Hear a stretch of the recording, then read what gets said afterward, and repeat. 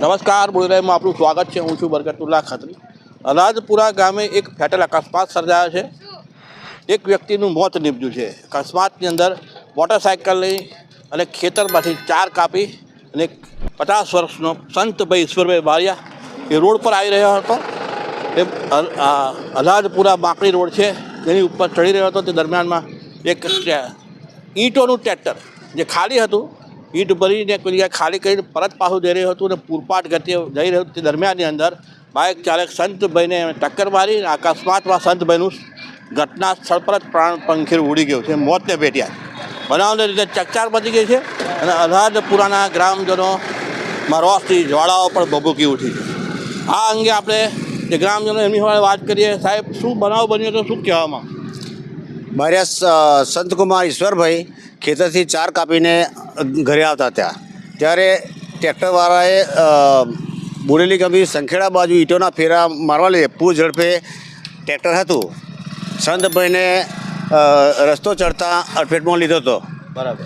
એમાં એનું કમકમાટી ભર્યું મોત થયું છે। શું નામ તમારું?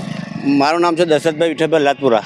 દશરથભાઈ વિઠ્ઠલભાઈ બારિયા અમને વાત કરી, અકસ્માત અંગેની સઘળી માહિતી આપી।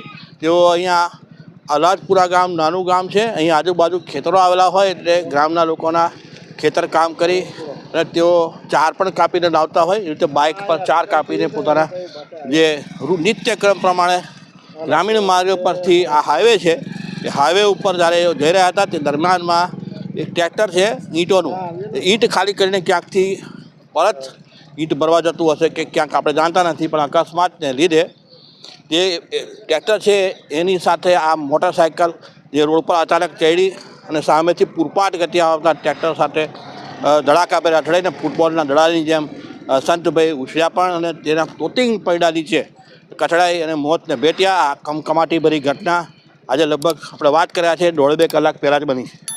અકસ્માતને પગલે એને પોસ્ટમોર્ટમ કરવા માટે પણ પોલીસ પ્રક્રિયા માટે પણ કાર્યવાહી કરવામાં આવી છે।